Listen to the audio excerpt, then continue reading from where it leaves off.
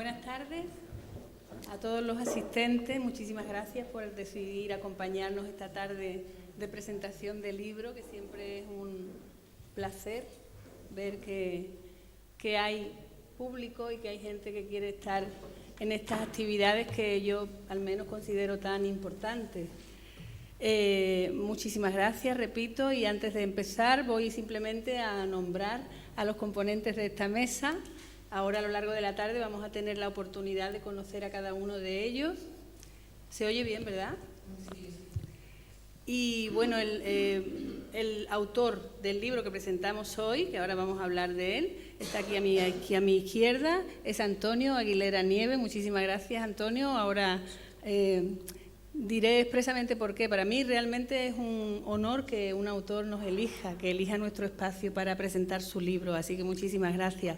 A mi derecha tenemos a Alfredo Penella, que es Penella Delgado, director y productor que desarrolla proyectos audiovisuales para todo tipo de televisiones, entidades y empresas, y que es el director del documental que ahora nos contarán los protagonistas que se está haciendo sobre este libro que se presenta, que se llama Sacapuntas, una vida de aguilucha.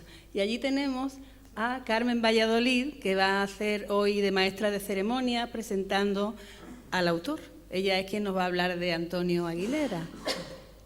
Dicho esto, yo voy a ser muy breve en esta parte que me toca de este acto y me gustaría decir que cada vez que presentamos un libro es un gran motivo de alegría por muchas razones, especialmente por lo que ellos, los libros y sus autores, aportan a una sociedad que cada vez está más necesitada de cultura, de poesía, de literatura.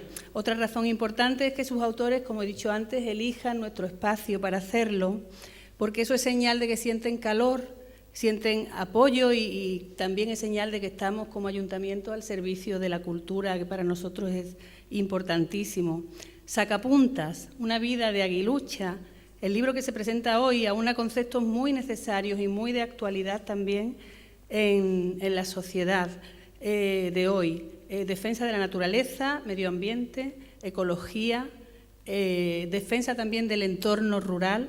Su autor, Antonio Aguilera Nieves, secretario de la Fundación Sabia, si no me equivoco, secretario, que fue realmente la responsable de que naciera, de que se diera este encuentro del que hoy estamos disfrutando, está aquí con nosotros y nos podrá hablar de su obra, como he dicho, a lo largo de esta tarde. Para presentarlo está Carmen, como también acabo de explicar, la escritora almonteña, de la que les voy a decir unas breves palabras, que yo creo que hay mucha gente que está aquí hoy que la conoce, pero me gustaría hablar un poquito de ella.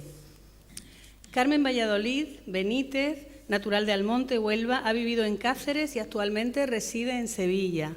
Es educadora infantil, artesana, escritora y profesora de talleres en centros de participación activa para mayores, inteligencia emocional y autoestima, escritura creativa, arteterapia, patronaje, reciclaje textil, costura creativa y otras técnicas como el patchwork y shashiko, monitora de teatro, lectura dramatizada, escritura creativa y de biografías, performance, land art, entre otras disciplinas artísticas, trabajo que compagina con cuentacuentos y talleres de marionetas en la Casa del Libro, bibliotecas y centros escolares, junto a las clases de customización de prendas para adultos y niños. Vaya ejemplo de creatividad que es Carmen. Pan artesano, entre otros. Su versatilidad e inquietudes le hacen estar cabalgando siempre entre distintas disciplinas educativas y artísticas, así como también diferentes edades. Tiene publicado un poemario, Trujamán, y un libro infantil ilustrado, Don Papeles, colaboraciones en revistas, antologías y varios premios literarios. También varios poemarios inéditos. Bienvenida, Madame Guiñol. Me encanta tu seudónimo por lo teatral. Para que te conozcan mejor, y ya termino, me van a permitir que lea unas palabras suyas que hacen de ella su mejor definición. Desde el siempre. Es probable que hacia ninguna parte. Así la palabra, reconocer a los otros en la sílaba, mirar una flor y ver cómo su aroma sube letra a letra hacia cuevas que archivan y clasifican no solo el olor, sino el lugar, la imagen, el objeto, sonidos que pueden o no pronunciarse, sonidos que se dibujan necesariamente con ritmo. Ese que nos mece delante de la luna, la frontera es siempre palabra, un bebé que balbucea palabras que van naciendo, construcción de su mundo en el nuestro, bello poema sin sentido que nos llena de magnetismo, el querer ir hacia, venir de más allá, quedarse a veces, soplar la vida que es inherente a la tierra, soñar que las letras alfombran el dolor, se convierten en lámparas de mesa y nos leen desde su luz incitadora. Tengo nubes en la cabeza y a veces se llueven unas a otras, revolucionan lo que soy y lo humedecen. De ahí la hierba del poema y el viento que compuse con sílabas prestadas me moverá por dentro, arrastrará ciertas atmósferas y algún que otro ciclón.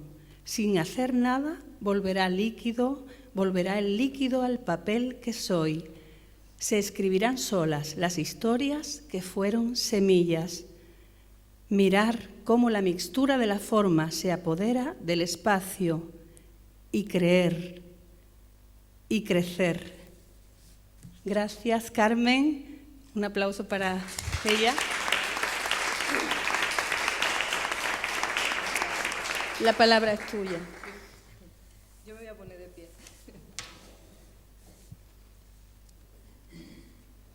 Bueno, yo como persona inquieta que soy, sentada mucho tiempo no puedo. Gracias, Pepa, porque esa pequeña semblanza que yo le he mandado a ella es muy antigua y no sé si os pasa, pero cuando alguien dice palabras tuyas escritas hace mucho tiempo, las dice otra persona con otra voz, no sé cómo explicarlo, es algo que a mí me emociona mucho. Uno no las reconoce incluso, ¿no? Bueno, gracias. Pepa dice que yo voy a presentar a Antonio, pero Antonio es tan mayorcito y sabe presentarse solo que yo voy a decir cómo yo lo conocí. Yo lo conocí en la presentación de un libro. Realmente yo no iba a su presentación, yo iba a hablar con otra persona de unos proyectos y él estaba presentando su libro. Y de estas veces que pasa a veces con algunas personas, que uno abre la puerta, el otro mira, se cierra, termina la presentación, hablamos, nos damos los teléfonos y tan amigos como si nos conociéramos de siempre, ¿sí o no? Así es. Con lo cual, cuando se da esa química con la gente, que es una maravilla, no tiene por qué darse de forma amorosa, esa química funciona en cualquier aspecto y con cualquier edad, porque me ha pasado con niños, me ha pasado con mayores, me ha pasado en cualquier parte, pues yo lo agradezco infinitamente y esas personas trato de no perderlas. Antonio me dijo, me acaban de llamar tal cual, yo quiero que lo hagas tú, todavía no sé nada. Y yo dije, bueno, sí, ya me vas diciendo, ¿vale? Sí. Y aquí estamos. El libro, yo tuve la suerte de leer una pequeña muestra que él me mandó. Yo creo que estábamos en pandemia, ¿verdad, Antonio?, cuando me lo mandaste, para pedir mi opinión y a mí me encantó, me encantó. El libro es una maravilla por lo que cuenta, por cómo lo cuenta, porque Antonio ya veréis que habla muy bien, escribe muy bien, narra muy bien y no ha podido tener más suerte esa aguilucha de la que venimos a hablar hoy, que alguien como él escriba su historia, porque empatiza tanto con la naturaleza en sí, que yo creo que ese pájaro, ese aguilucho cenizo o aguilucha, es como si fuera él. Yo cuando lo leí no me quedaba claro si era algo inventado, si era real. Después poco a poco fui descubriendo que era real, que él... pues que desde el inicio hasta el final de toda esta historia ha estado, incluso ahora en el documental, ¿no?, para adaptar el libro con Alfredo.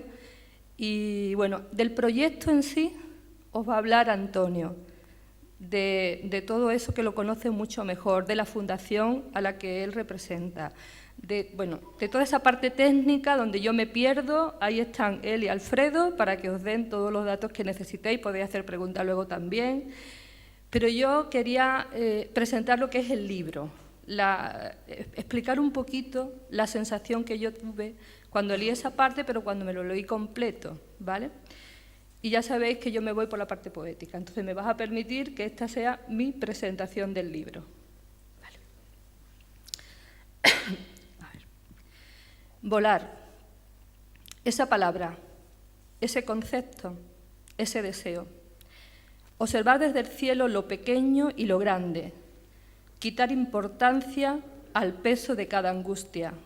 Los humanos siempre hemos observado a los pájaros y los peces con envidia, porque volar nos pareció siempre como un nadar por el espacio. Esos sueños donde apenas sin esfuerzo una se levanta del suelo, se desplaza y huye de los peligros, o visita países, lugares donde nunca estuvo, pero ya imagina. Volar, eso que parece la salvación. Volar, sí, pero sabiéndose con un pie en la tierra, aquello de las abuelas, que las abuelas aconsejan, hay que tener los pies en la tierra, niña. Ay, abuela, si yo quiero, claro que quiero, pero volar es como ser aliento, ese suspiro de los que amamos.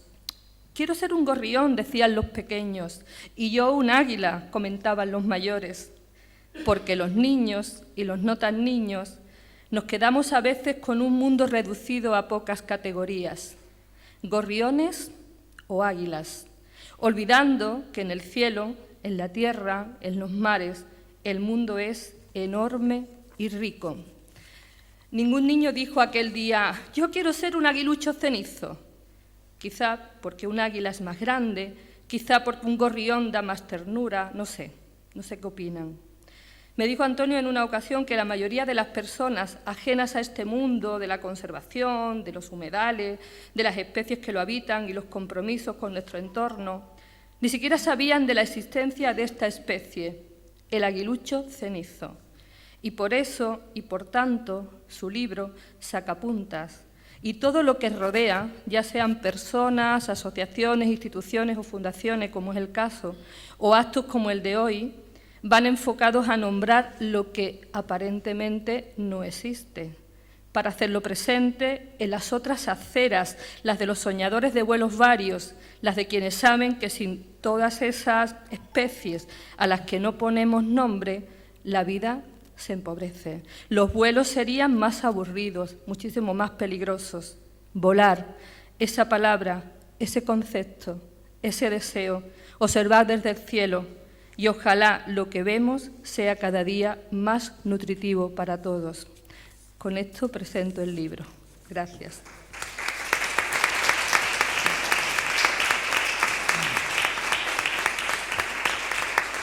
Yo que deciros que merece muchísimo no solamente la pena, sino la alegría de meterle mano al libro. Son ilustraciones muy, muy bellas. Y de todo lo demás hablarán ellos. Yo voy a presentar a Antonio, ¿vale? Como bien ha dicho Pepa, es secretario de la Fundación Savia, es escritor, aparte de este libro, él tiene un libro de relatos magnífico y él sabe tener los pies en la tierra y sabe volar, cosa que todos queremos, las dos cosas. Antonio, cuando quiera. Sí. ¿Aquí o allí? Como tú prefieras. Ya es que no sé dónde ponerme, Carmen. Pues ponte aquí un rato y allí otro. Me queda aquí. Es más cómodo. Lo has contado tan bonito. Bueno, vamos a tratar de estar a la altura, ¿no? De demostrar esa parte de tener los pies en la tierra, porque venimos a compartir un proyecto de conservación. Curiosamente, el aguilucho cenizo fue declarada ave del año justo en el 2023. Y dices, bueno, ave del año en España, qué gran noticia. Bueno, pues tiene el lado oscuro de que para que sea declarada ave del año es que a la especie le va muy mal, ¿no? Entonces, lo que venimos es a sacar afuera, y la parte más de comunicación que nosotros le decimos siempre a los investigadores que hacen un magnífico trabajo en el campo, pero que insistimos de que el mundo lo tiene que saber, bien lo que ellos hacen y bien qué es lo que estamos haciendo mal y qué se puede corregir. Entonces, bueno, pues al final el libro se plantea como eso, como una herramienta de comunicación del proyecto de investigación y la historia de Sacapuntas con la que se cruza mi vida hace unos años y que me vi en la necesidad. Yo no lo puedo resumir de otra manera. Yo cuando fui conociendo, me fui metiendo en toda esa historia, dije, bueno, esto hay que contarlo, ¿no? Y cuando ya lo echamos a rodar, efectivamente, muy bien esa memoria, estábamos en mitad de la pandemia y cuando tenía unas cuantas páginas avanzadas, justo estaba yo en esa crisis de narrador, de decir, yo no sé si lo estoy enfocando bien, si esto hay que tocarlo en primera persona, en tercera, desde arriba, desde abajo. Le pedí consejo a Carmen y me dice, oye, pues esto hay que continuar, me animó. Empezó a rodar, al cabo de bastante poco tiempo un señor me llama y me dice, oye, que he leído la historia y que me encantaría hacer la película. Yo le dije, es una broma, ¿no? Esto así, caído del cielo. Y le dije, bueno, la segunda vez, ¿te acuerdas que porque el primer mensaje no me lo creí, no me lo podía creer? La segunda vez que insistió se convirtió en Alfredo Penella y efectivamente una persona con mucho conocimiento del medio audiovisual y con muchas ganas de trabajar y también con esa vocación que compartimos, yo creo, todos, de decir, oye, ¿qué es lo que podemos hacer? ¿Qué es lo que está en nuestra mano? ¿Qué es lo que a cada uno se le da bien? Y eso lo vamos a poner para poner nuestro granito de arena, ¿no? A que efectivamente nos vaya un poquito mejor a todos.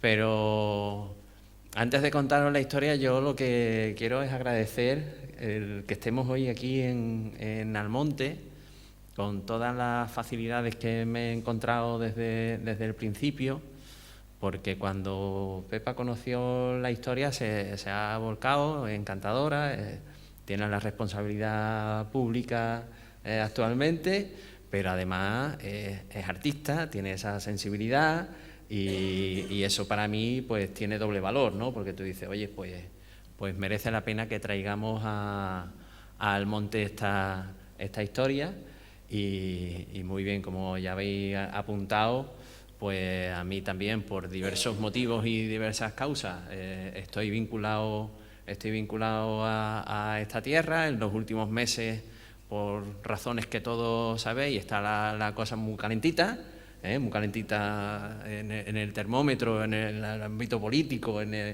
y estamos pasando aquí también más tiempo trabajando en distintos frentes y en ese sentido sí que yo creo que también es necesario decir que vamos a seguir haciéndolo. Yo creo que merece la pena y efectivamente en un convenio que hemos firmado hace muy poquito entre el Ayuntamiento y la Fundación Savia, que yo soy el secretario general, pues lo que nos hemos puesto como encomienda es de verdad poner de relevancia a Doñana, buscar canales de salida y de mejora y sobre todo también poner a lo que pensamos que Almonte en el sitio que le corresponde por justicia, ¿no? Que es ese epicentro ese centro neurálgico, ¿no? de todo el espacio natural y con independencia de las barbaridades que escuchemos en determinados micros, yo creo que lo que tenemos es que cruzar mucho los dedos y esperar que llueva, que eso es lo que de verdad que hace falta, que llegue una primavera lluviosa y que eso sea sin que haga daño, que ahora ya están las fresas ya creciendo y ahora no van a coger la humedad, pero que el compromiso aquí con el territorio lo tenemos claro. Y tampoco es casual, ¿no? que estemos hoy aquí en el Teatro Salvador Tábara, una persona que le tengo profunda admiración, tengo la suerte de poder decir que compartí con él muchas cosas y para mí desde luego también que este teatro lleve el nombre de Salvador, para mí es un orgullo y yo lo siento también y me emociona, ¿no? Y que sea hoy 2 de febrero, hemos elegido el día de hoy, que sabéis que es el Día Mundial de los Humedales. Es el Día Mundial de los Humedales porque un día como hoy, en el 72, se firmó un convenio internacional que dijo que, pues que básicamente esas zonas acuosas que no no son fuentes de enfermedades ni sitios nauseabundos, sino que son fuentes de riqueza, y ahora, en el 2024, pues cada vez comprobamos más la falta que nos hacen, ¿no? Y yo brevemente, después si queréis en el debate, porque tampoco es el tema de hoy central, pero me ha llamado muchísimo la atención los datos que hizo público ayer la Estación Biológica de Doñana. No sé si lo habéis tenido la referencia, pero lo que vienen a enseñarnos es el récord, triste récord negativo, del censo de aves invernantes que este año tenemos en Doñana, y la constatación de la desaparición de muchas de las lagunas, ¿no? Yo creo que ese es el dato que tiene que hacernos pensar que efectivamente están las cosas bastante regular, y que tenemos que trabajar para mejorarlo, ¿no? Ahí estamos en varias luchas, estamos como fundación con distintas entidades celebrando o reivindicando el día de hoy, y a lo largo de todo el fin de semana hay un montón de movilizaciones, encuentros en los que vamos a participar. Pero bueno, nos metemos en aguiluchos, ¿no? Nos metemos en materia. Después yo lo he traído con el compromiso que nos cuente algunas novedades, Alfredo, que es casi lo que nos queda un poquito por delante, y que yo creo que esta es una historia que nos está dando muchas alegrías, pero como muy bien decía Carmen, yo sigo absolutamente convencido que el gran mérito de todo esto lo tiene el propio pájaro, que es el que tenemos allí en la imagen. Esa es en sentido estricto la protagonista de la historia, y voy a ir pasando un poquito las transparencias, porque me gustaría también compartir, yo creo que es necesario y de justicia, que os contemos también cómo llegamos a la historia de Sacapuntas y cómo llega el libro, ¿no? Y como os decía, esto parte de un proyecto de conservación, de seguimiento de la especie, que se viene haciendo desde hace 18 años con la colonia de aguilucho cenizo, que es la más meridional de toda Europa y que está en la comarca de La Janda, y que la tenéis ahí, ¿eh? Y es un proyecto con el que se lleva trabajando ya más de 20 años. Existió, de hecho, un programa nacional de conservación del aguilucho cenizo que tristemente se diluyó, ahora depende de las comunidades autónomas, en algunos sitios funciona un poquito mejor a través de la administración pública, y en otros lugares son entidades privadas a través del asociacionismo las que tienen que de alguna manera trabajar y estar sobre el terreno, pues para evitar, ¿no?, que se sigan deteriorando estas colonias y estas aves que vienen a nuestra tierra a criar. Yo creo que no estamos en la parte de conservación, pero hay algunos datos que no sé si todos conocéis, y yo creo que sí que merece la pena irlos referenciando, ¿no? Los aguiluchos cenizos pasan en la península ibérica solo la mitad del año. De hecho, están a punto de llegar, por eso también hemos visto, ¿no? Oye, ahora que ya van viniendo, pero normalmente llegan a mediados de marzo, finales de marzo, vienen a criar, pasan aquí el verano, y normalmente a finales de agosto, principios de septiembre, se vuelven a ir al África subsahariana, que esa también es otra de las características fundamentales de la especie. Es una migradora que cruza el Sáhara abuelo, y bueno, pues eso la convierte también a nivel literario en una protagonista fantástica, porque solo ser capaz, un pájaro como este, que apenas pues pesa 350 gramos las hembras, un poquito menos los machos, que sean capaces de cruzar el mayor desierto del mundo, es, bueno, pues para nosotros una hazaña. Yo creo que para ellos pues simplemente una cuestión de vida, ¿no? Entonces ahí tenéis marcado el sur de la... Yo me voy a levantar. El sur de la... ¿Me escucháis bien, no? El sur de la provincia de... El sur de la provincia de Cádiz y la comarca de La Janda, precisamente hablando de humedales. El domingo tenemos una marcha de reivindicación para la recuperación de la laguna, que sabéis que es importante.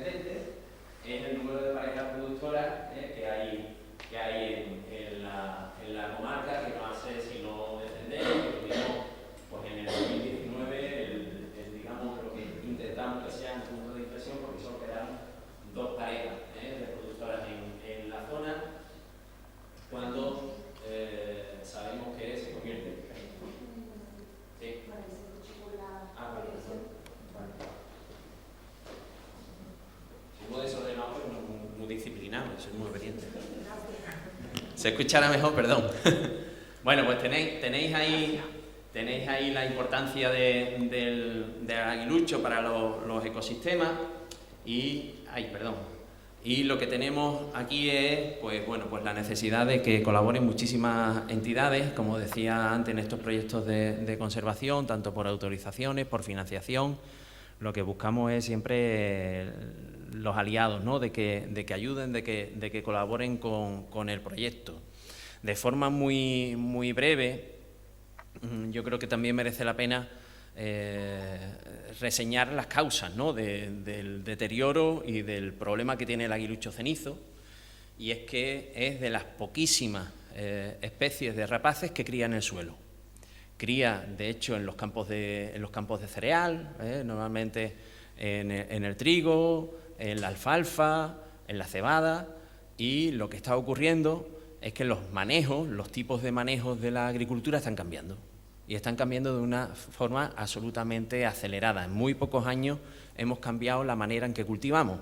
Y la manera en la que cultivamos implica que se mecaniza y que además cada vez se cosecha antes. De hecho, en la zona de bastantes partes de Andalucía, pero también en la zona de la Janda, muchas de las parcelas se cosechan incluso en verde. ¿Qué es lo que ocurre? Pues que lo que antes era la siega tradicional, que se hacía a finales de julio, principios de agosto, para cuando se cosechaba y se segaba, ya el aguilucho había tenido su ciclo de cría, los pollos habían volado.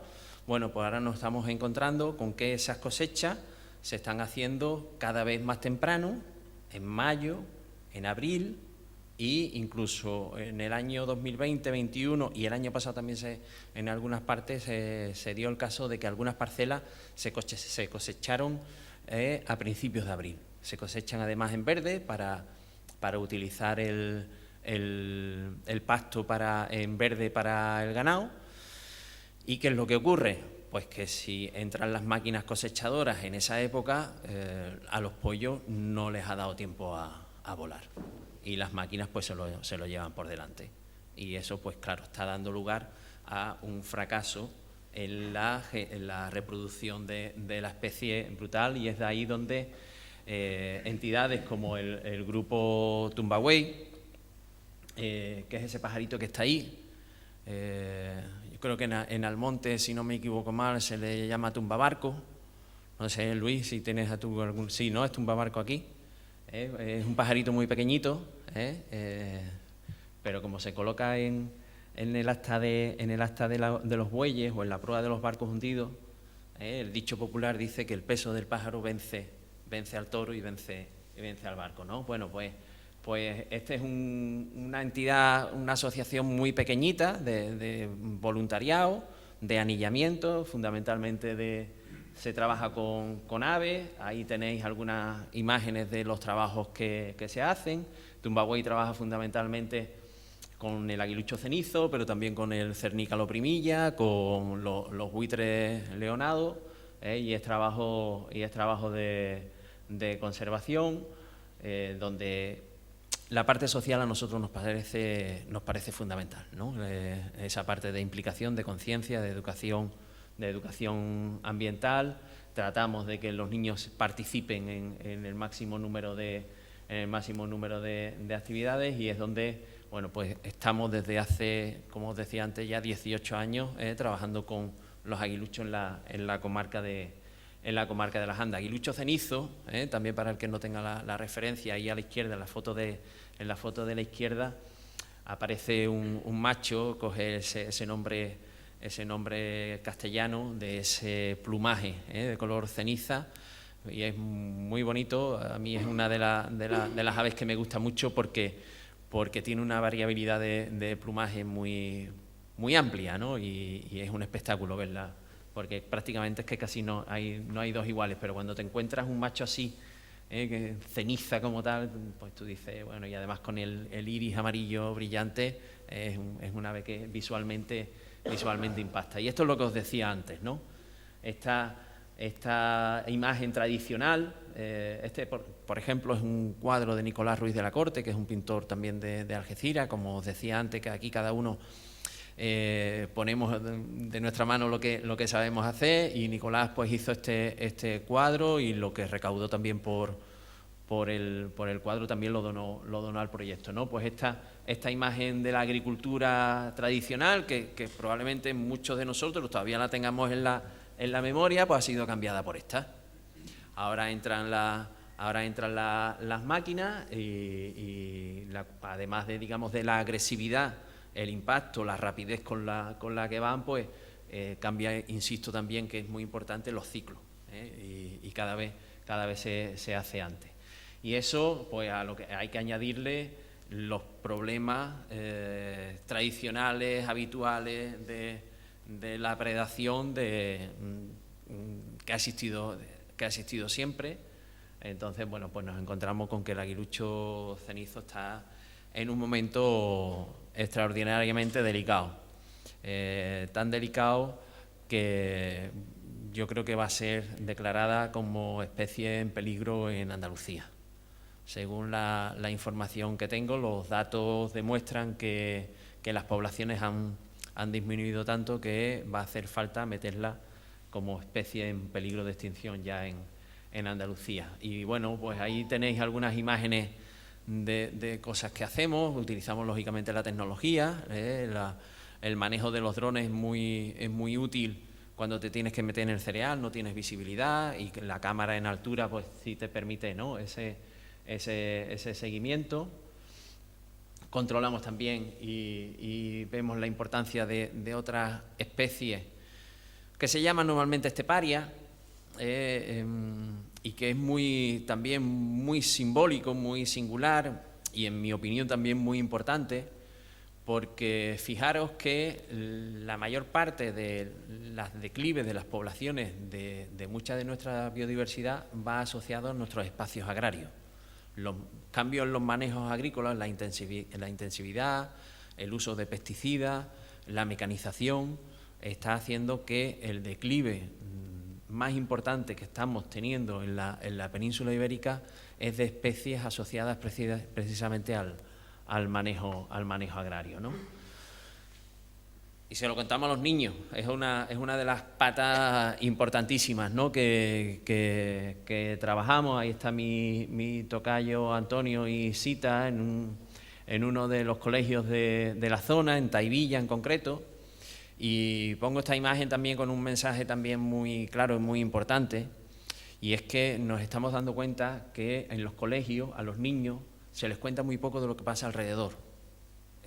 Tienen mucha formación académica, pero nos encontramos que en los planes educativos de casi todas las edades a los niños no se les cuenta qué es lo que está pasando en su pueblo, o qué cultivos hay, o por qué sus padres en determinada época del año se llevan tanto tiempo en el campo. Nos lo hemos encontrado en zonas de interior, de olivar, donde te encuentras con pueblos que están rodeados de olivos y los niños no saben qué es eso de coger olivas, o por qué ahora el pueblo huele de una determinada manera, ¿no? Yo creo que es importante que tengamos esa sensibilidad de que incorporemos en los planes educativos, que vinculemos a los niños al territorio, que después viene aquello que parece un chiste, pero que es cierto, cuando hay ciertos niños que te dicen que la leche crece en los bris del hipermercado. Es cierto, pero no estamos poniendo, yo creo, las medidas oportunas. Esta es otra de las acciones que hacemos. Esta foto es de hace 4 días.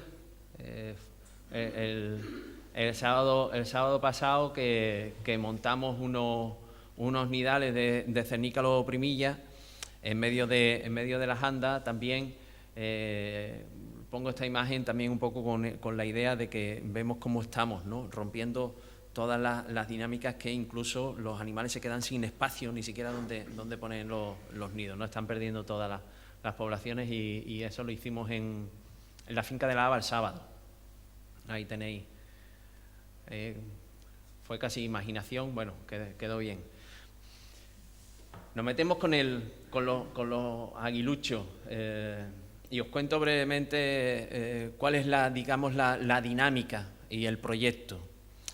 Lo primero que hacemos es una labor de búsqueda y de identificación de dónde, cuando llegan las parejas, dónde ubican los nidos, para hacerles el seguimiento, para tratar de vigilarlos, para intentar que por sus propios medios saquen adelante las crías, ¿no? los pollos. Y ahí hay un esfuerzo muy importante de los voluntarios, de que se llevan muchas horas en el campo buscando, identificando, a veces se marcan los nidos, otras veces se ubican pero sin marcarlos, y es donde entra una parte también muy importante, que es la colaboración con los agricultores.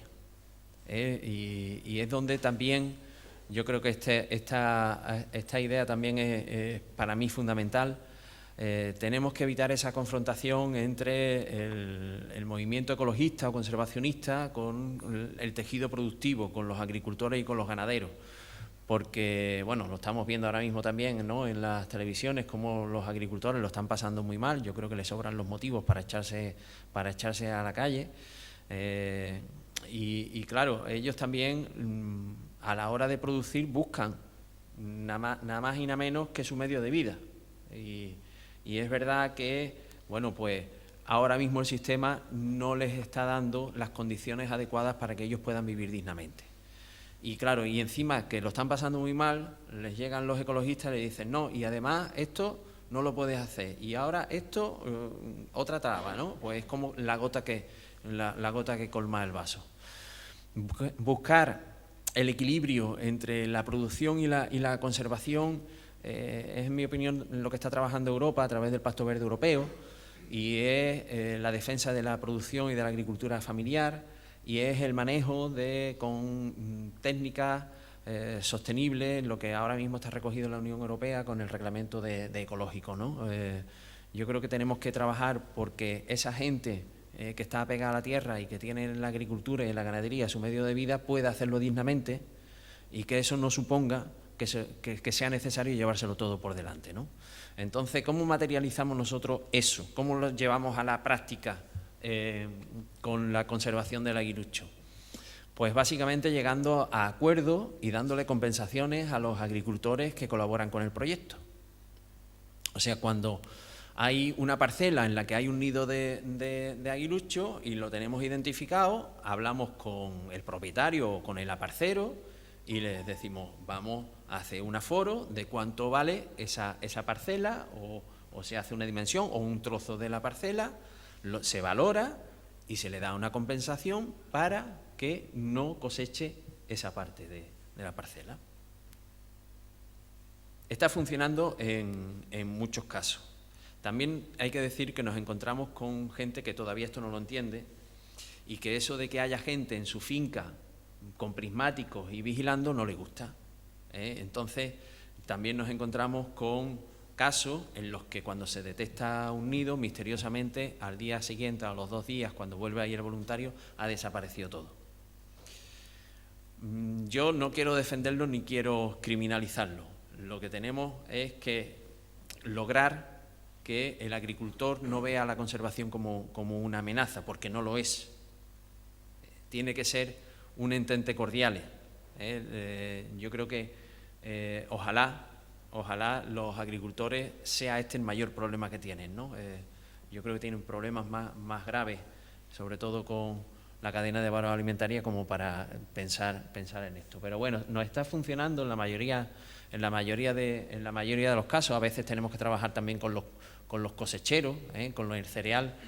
No sé si eso lo conocéis, pero también funciona la parte en la que hay unas empresas y una gente que son los que tienen las maquinarias que van por toda España cosechando cereal.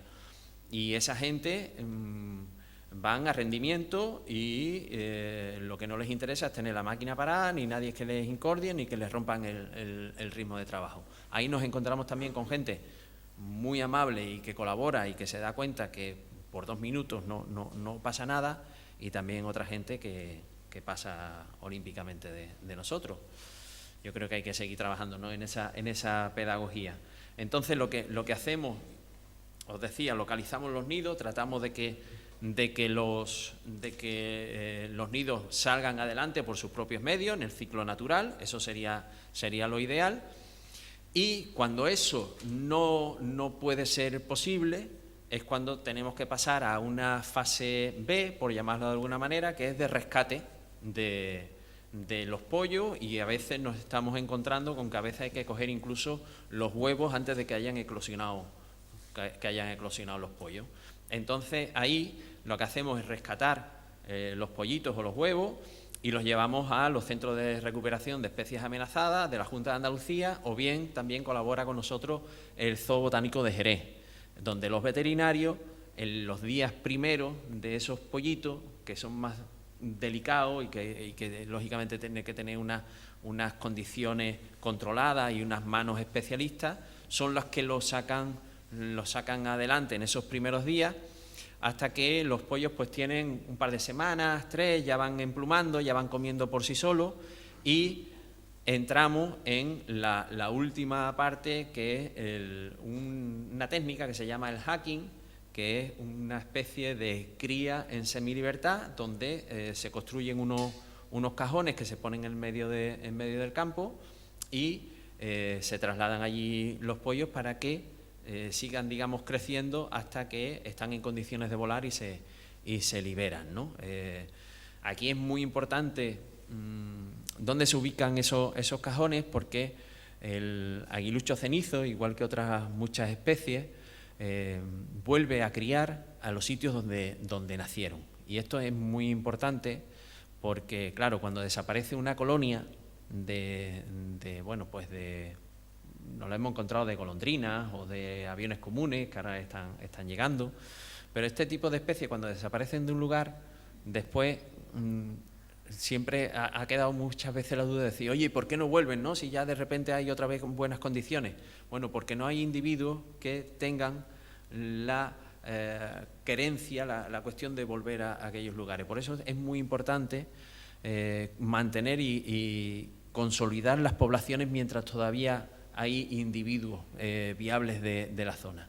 Con el hacking, con esta técnica de cría en semilibertad, lo que hacemos es como pues hacerle un pequeño engaño a los pollitos, ¿no? Que cuando todavía son pequeños, todavía no tienen muy controlado dónde efectivamente han nacido, pero si el primer lugar donde ellos ven el mundo es en una determinada zona, pues de alguna manera asocian que allí es el lugar donde han nacido, donde se han criado, y la esperanza es que después de liberado y cuando ya alcanzan la madurez sexual, al cabo de 2 o 3 años, vuelvan a ese lugar y refuercen, ¿no? las poblaciones de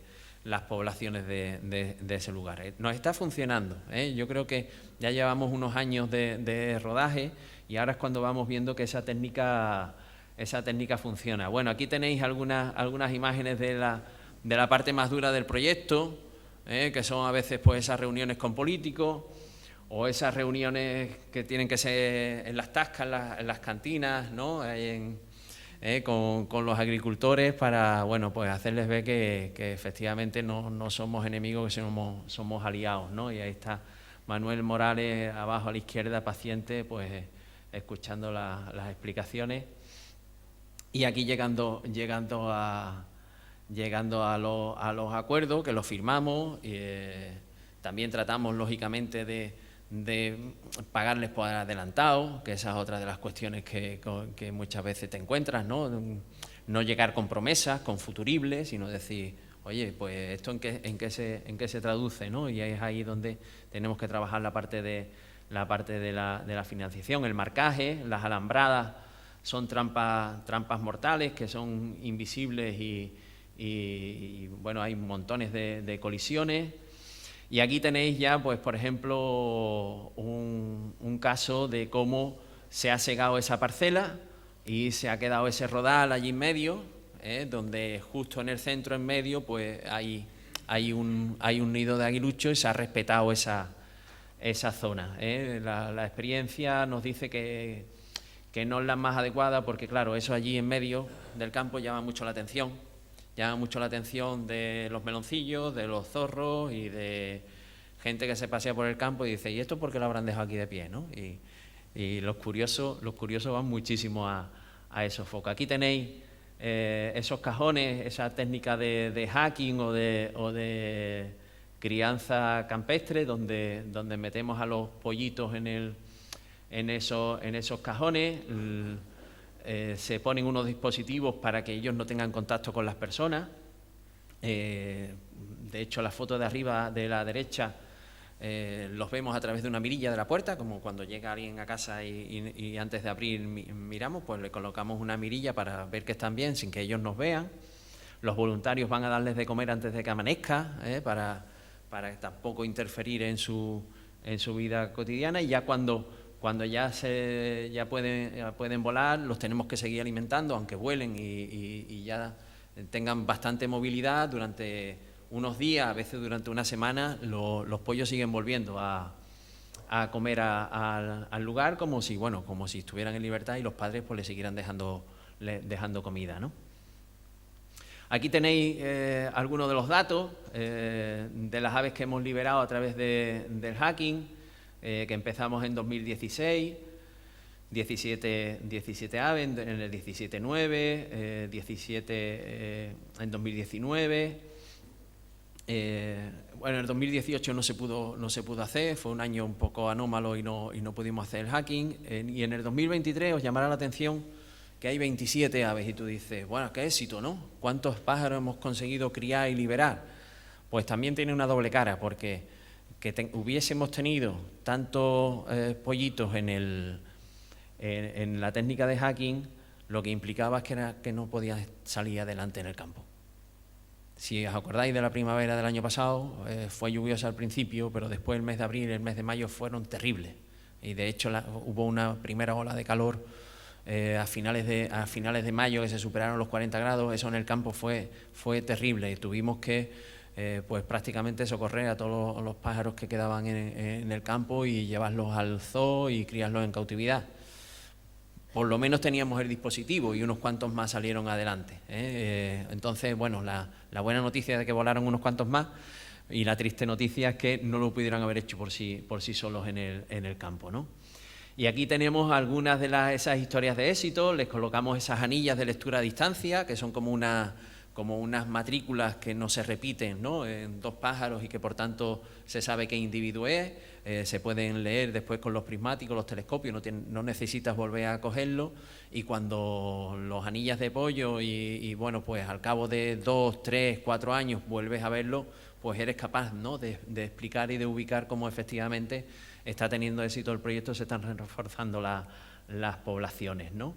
Y del hacking, pues tenéis aquí algunos ejemplos. Estas fotos tan cercanas, tan de precisión, es porque también utilizamos las cámaras automáticas en el campo, ¿eh? Se coloca el dispositivo que se activa con el movimiento, y a veces pues le saca, ¿no?, hasta esos primeros planos. Pero ahí tenéis algunos ejemplos de retorno. Cada vez están viniendo más, claro, cada vez son más los años de trabajo y los pájaros con los que se ha trabajado. Y bueno, pues vuelven pájaros del 2019, aquí está LA1 y LA2, eran dos hermanas. Tenéis aquí abajo las referencias de las cámaras fotográficas, y bueno, pues cada vez que vemos algunos de estos es cuando nos llevamos la alegría, ¿no?, tremenda.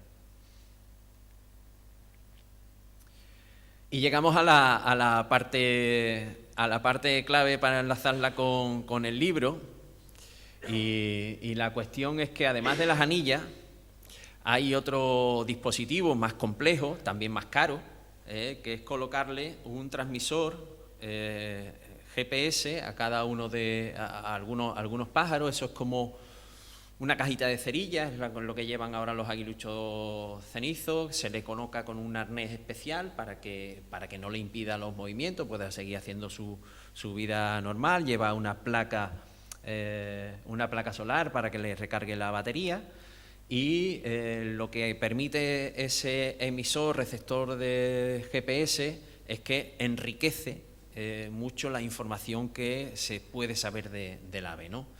De manera continua se establece una conexión entre el pájaro y el ordenador, y te va diciendo casi en tiempo real qué es lo que está haciendo, a dónde va, a qué altura está volando, cuál es la rapidez del vuelo, y eso pues cruzándolo con más información, ¿no? Con información sobre todo geográfica y climática, pues podemos explicar qué es lo que está ocurriendo. En definitiva, todo vinculado a ver qué es lo que está fallando, dónde están los problemas para poner esas áreas de mejora. Y ahí pues tenéis el ejemplo de dos de los aguiluchos cenizos. Se ve aquí, no sé si lo veis con el puntero, pero se ve esa marquita en el lomo de que llevan aquí el aparatito. Y aquí pues tenéis cada uno con su color, la ruta que cada uno hace desde el sur de España, desde la zona de las Andas, cruzando todo Marruecos, todo el desierto del Sáhara, hasta llegar a la frontera sur entre Mauritania y Senegal, que es donde pasan el invierno, donde deben de estar ahora estos individuos. Aquí tenéis más casos, más ejemplares. Os llamo la atención con la escala del mapa, ¿eh? Esto es casi media África y por tanto la escala es enorme. Aunque veamos aquí las líneas como muy juntitas, hay distancias de kilómetros entre unas y otras, ¿eh? Y es donde hemos podido comprobar, y esta es la maravilla que no nos deja de sorprender y nos encanta, es cómo estos animales son capaces de hacer toda esa ruta en solitario y la hacen sin guía. Al principio, hace tiempo, se pensaba que es que los jóvenes seguían a los padres o que había unas rutas marcadas y a prueba y error, porque esto es una ciencia que todavía se está aprendiendo mucho, pues ahora sabemos que la mayoría de estos individuos lo hacen solos, hacen toda esa travesía en solitario, guiados básicamente por el instinto, ¿eh? Y es donde te alucina cómo es un pajarito de 300, 350 gramos, pues es capaz de cruzar esos casi 3.000 kilómetros de arena, sin descanso, sin comer, sin beber, batiendo alas, ¿no? Bueno, para nosotros es una proeza, pero eso es una de las cuestiones que yo planteo en el libro y que debato, ¿no? Nosotros lo vemos todo con ojos muy humanos, pensamos que todo el mundo funciona como funciona nuestra mente, ¿no? Y yo lo que digo es que al final de esas travesías no hay un comité de bienvenida, ni hay una meta, ni hay aplausos, ni siquiera los pájaros esperan que haya aplausos, sino que simplemente entra dentro de su condición y de su dinámica, ¿no? Y en todo esta historia que os estamos contando, pues aparece esta chica, esta dama, anillada como LA1 y que veis ahí arriba el aparatito, ¿no? Pues este fue cuando conseguimos dinero, porque nosotros somos como asociación muy pobrecitos, muy humildes, y esos aparatos son muy caros. En el 2019 conseguimos dinero suficiente para comprar un aparatito de eso y se lo pusimos a uno de los pájaros que estábamos criando en el Jaquín, ¿no? Se lo pusimos en agosto del 2019, y con toda la ilusión, con toda la parafernalia, pues dijimos, guau, ahora con este aparato puesto en el pájaro vamos a aprender, vamos a descubrir, vamos, ¿no?, a avanzar muchísimo. Bueno, este ejemplar se crió en el Jaquín, se liberó, estuvo unas semanas, pues digamos, cogiendo fuerza, inspeccionando su territorio, hasta que le llegó la llamada de la migración, que esa es otra de las cuestiones, ¿no?, que tienen esa gran incógnita, porque un día se levantan y deciden cruzar el mar y deciden cruzar el desierto, ¿qué chip se activa, ¿no? ¿Por qué hoy, no? Yo siempre eso lo he visto en las cigüeñas del campanario de mi pueblo, ¿no? Porque todos los días están allí y bajan a la marisma a comer, y otro día se levantan y dicen, me voy a jugar la vida, me voy a cruzar el desierto, me voy a cruzar el estrecho de Gibraltar. Sabéis que las aves planeadoras tienen el problema de que no pueden volar por encima del mar. Muchas especies de aves, si se mojan, después no pueden remontar el vuelo. Hay otras especies, las acuáticas, que tienen una sustancia especial en las plumas que sí que les permiten, pero por ejemplo la cigüeña, los buitres, las águilas, si caen al agua salada no pueden salir, ¿no? O sea, se juegan la vida y siempre decimos, bueno, ¿y por qué? ¿Y cuándo? ¿Y qué eligen, no? A mí es una de las cuestiones que siempre me ha fascinado, ¿no? Pues a este pájaro también, después de liberado, al cabo del mes, en septiembre del 19, también le llega la llamada de la migración y un buen día, pues cruza el estrecho, se va a Marruecos, y es cuando, una vez que se va, la perdemos de vista, entonces ya lo que nos tenemos nosotros como investigación es que seguir los monitores, ¿no? Ya la va siguiendo a través de la señal que te va mandando al equipo y al ordenador. Y comprobamos que cruza Marruecos, que cruza la cordillera del Atlas, que es una cordillera que tiene que pasar por encima de 4 o 5 mil metros de altitud, pasa el anti-Atlas, se mete en el desierto y llega a la frontera sur de Marruecos, se interna en el desierto y perdemos la señal. Y toda la ilusión se nos fue al traste. Estuvimos, lógicamente, varios días esperando a ver que volviera a aparecer, hasta que después de una semana, 10 días, dijimos, bueno, pues esta es ley de vida. De hecho, la mitad aproximadamente de estos individuos mueren en esa primera travesía de migración. Es la prueba de fuego de la especie, ¿no? Es donde se la juegan y solo lo superan los que están más preparados. Y ya está, pues se desapareció en septiembre, nos llevamos la frustración, y lo que ocurrió es que no había muerto, sino que lo que había ocurrido es que el tipo de señal que emite el aparato que lleva, cuando llegó a la zona del sur, en medio del desierto no hay cobertura, no puede emitir señal, pero cuando llegó a la zona sur, resulta que allí en la zona sur tenemos la triste costumbre de ponernos en guerra. Mali y Mauritania están en guerra, y una de las cosas que hacen es destrozar las antenas repetidoras y las antenas de radio y las repetidoras de teléfono. Entonces lo que había ocurrido es que no podía emitir señal. Nosotros nos llevamos la frustración, y en la primavera siguiente, cuando acabó su etapa de invernada y otra vez el pájaro volvió hacia el norte en esa migración prenupcial para volver a la zona de cría y volver a España en ese marzo, en ese abril, volvió a dar señal, ¿no? Entonces nos llevamos la tremenda alegría de que simplemente había sido ese lapsus. Entonces pues nos llevamos el gran alegrón, añadido con que el aparato guarda toda la información. Guarda toda la información y empezar a descargar en el ordenador toda la información de ese invierno. Entonces fue cuando me llamó el director del proyecto, Miguel González, porque volvió a dar señal en abril del 2020. No sé si os acordáis dónde estabais vosotros en abril del 2020. Si no os acordáis, os lo digo yo, estabais en vuestra casa. Teníais la obligación de estar en vuestra casa.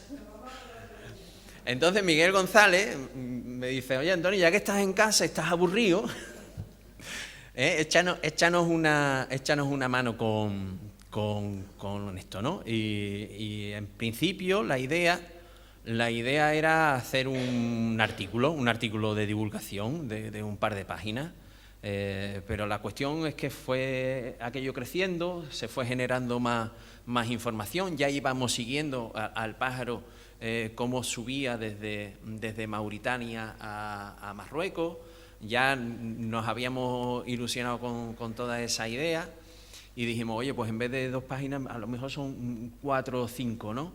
Se lo dije a Miguel Delibes, que me llevo bien con él, y me dice, Antonio, qué bueno, ponte a trabajar.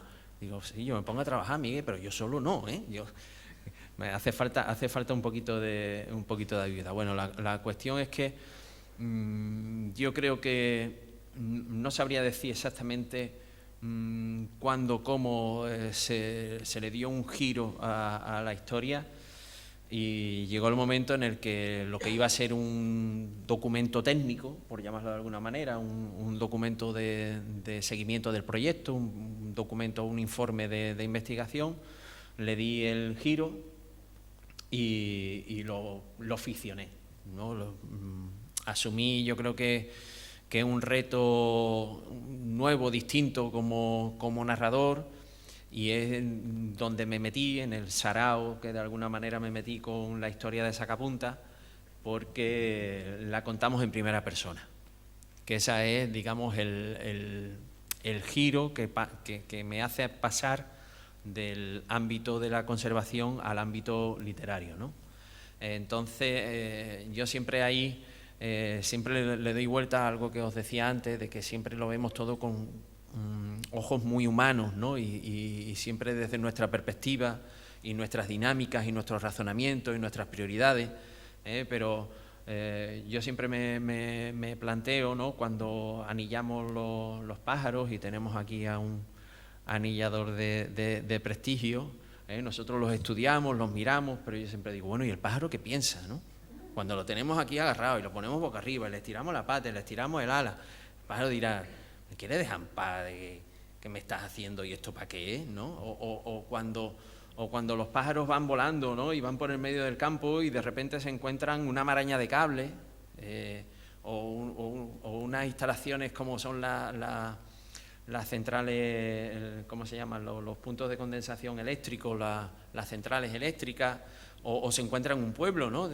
Claro, tú vas por el cielo y tú dices, bueno, ¿y a quién se le ha ocurrido poner todo este aglomerado aquí junto, no? Esto no es antinatural, ¿no? Entonces, lo que hago como narrador es asumir ese rol de intentar ver la visión del mundo tal como lo ve el pájaro, también para dejar algunos mensajes, ¿no?, de reflexión vinculados a esa visión antropológica, ¿no?, que tenemos del mundo. Y a partir de ahí lo que hacemos y contamos en el libro es ese primer año, ¿no?, de vida de Sacapunta, que bueno, que en ese primer año de vida, pues claro, digamos, para nosotros toda la fase casi de niñez, adolescencia y madurez, porque estos animales pues se vuelven autónomos e independientes en apenas unos meses. Carmen. Tengo una pregunta. ¿Por qué se llama Sacapunta? ¿Sacapunta? Bueno, porque tenemos que tener siempre un puntito de guasa y de encontrarle el lado simpático, ¿no?, a las cosas de la vida. Se llama Sacapunta. Lo podemos contar, claro, que no nos escucha nadie, ¿no? Sí, que no salga de aquí. Que no salga. La cuestión es que ese año, 2019, os decía que siempre llegamos a acuerdo con distintos agricultores. Y en ese año 2019 habíamos llegado a un acuerdo con un señor que se llama Miguel, que es un agricultor de Taivilla. En la janda se lleva el manejo de tercia, van cambiando los cultivos, va rotando por cada 3 años. Y bueno, pues ese año la parcela que vimos más adecuada para poner el jacking es la que él tenía, la de Miguel. Y pusimos y llegamos al acuerdo, lo pusimos. La cuestión es que Miguel, si preguntáis por Miguel en Taivilla, poca gente os va a dar la referencia. Sabéis que en los pueblos, además cuando son pequeños, lo que funciona son los motes, ¿eh? Pues Miguel es un señor que es alto, delgado, y además tiene la costumbre, es muy campero, y le gusta subirse a las lomas para otear el paisaje. Él se sube con su motillo a lo alto de la loma y desde allí él controla todo, ¿no? Entonces, en el pueblo le han puesto el mote, como se ve en el paisaje, espigado y de pie, le han puesto el mote del lápiz. Entonces, como Sacapunta se crió en la parcela del lápiz, pues tenía que salir el sacapunta del lápiz, ¿no? Bueno, ahí tenéis algunas imágenes de Sacapunta. Aquí tenéis el aparato, este es el de ella, este es el día que le pusimos el transmisor, este es el aparatito que lleva, que sigue funcionando. Yo creo que es otra de las cuestiones importantes de esta historia, y es que estamos en su 5º año y sigue sana. Ahora la tenemos desaparecida, como todos los inviernos. Esperemos que vuelva a aparecer. Ya está criando y nos sigue dando muchísima información. No es habitual que porque bueno, puede el animal tener algún percance, o incluso el arnés se le desprende, ¿no?, por el simple desgaste. Pero hasta ahora sigue funcionando. Es muy lista. Mientras criamos en años sucesivos, Sacapunta sabe que hay una zona en la que va a tener comida fácil, y mientras estamos alimentando a los jovencitos, ella vuelve y durante 1 mes y medio no necesita ir a cazar. Eso se lo tiene aprendido. Y aquí tenéis algunas de los tracks que les llamamos, ¿no?, de los seguimientos, de los puntos de lectura, que lo cruzamos, como os decía antes, con los mapas, de cómo se mueve, en este caso por la zona donde se crió, en la zona de entre Zahara y Benalúd. Aquí un recorrido un poquito más largo hasta los Badalejos. Hemos comprobado muchísimas veces cómo se dan paseos a Doñana. Para ellos es un paseíto del día, van y vuelven en el día, amanecen y están en las andas, vienen aquí a esta zona, o van a la zona de Lebrija, a la zona de Trebujena, o vienen aquí a la zona del Rocío. Pasa 2 o 3 horas, que probablemente cace algo y se vuelve. La verdad es que la capacidad de vuelo de esta gente es alucinante. Aquí lo veis digamos, en perspectiva con altitud, que también eso es importante, no solo si está volando, si está volando alto, está volando bajo, porque va en travesía o va cazando. Aquí tenéis el tránsito de su primer cruce del Sáhara. Aquí también era la primera vez que teníamos información y nos dio algunos datos que eran alucinantes, como el hecho, por ejemplo, de ser capaz de volar más de 1000 kilómetros al día, levantarse con la primera luz, con el alba, al amanecer, y ponerse a volar, a Batiala, se pone el sol. Después lo cruzamos también y supimos que eran noches de luna. O sea que le sirve, esto no lo teníamos claro hasta entonces, pensábamos que como una especie diurna, cuando se hacía de noche se echaba, pero hemos comprobado cómo es capaz de volar varias horas siendo de noche, y es capaz de cruzar todo el desierto del Sáhara en 3 días, sin comer y sin beber. Aquí tenéis todas las travesías que ha hecho, que las hace en solitario y no siempre por el mismo sitio. Eso también es un dato muy interesante. No es que se aprenda una ruta. También comprobamos en una de las travesías que resulta que tardó 5 días más en cruzar el desierto del Sáhara y se desvió. Veis esas curvas que como que van un poquito en arco, que son, insisto, muchos kilómetros, porque el mapa ese es muy grande. Y después, cuando lo cruzas con climatología, te encuentras que en esos días en el Sáhara hubo tormentas de arena. Y entonces te explica cómo se desvía. La verdad es que hay. Y aquí tenéis el viaje de ida y vuelta. Ahora, si no nos falla, esperemos que no nos falle ella, podemos decir que está aquí. Esto es un parque nacional que está en el norte de Senegal, en la frontera entre el norte de Senegal y Mauritania. Estamos intentando ir allí a verlo porque hay una concentración de rapaces allí muy interesante. Esto es un humedal de interior que hay ahí, es parque nacional, y ahí pasa también todo el invierno. Y si veis toda esa manchita negra implica que durante el invierno tampoco es que llegue a un sitio y se quede allí un par de meses, sino que se mueve bastante en su zona de invernada. Tampoco es que llegue a un sitio y se quede en el mismo palo un par de meses. Se mueve muchos kilómetros también en los meses de invierno. Aquí tenéis un zoom de esa zona de invernada que como podéis comprobar, todo ese hilillo son movimientos de ella, recorre muchos kilómetros. La explicación es, lógicamente también, hay años que se mueve muy poquito, otros años que se mueve más. Hasta que no estás sobre el terreno no puedes terminar de tener información, ¿no? Pero probablemente... ¿Esas amarillas son de cruz aquello? Sí. Y no tienen nada de señales, ¿no? ¿A qué te refieres con la señal? ¿De cómo se guían? ¿Por instinto?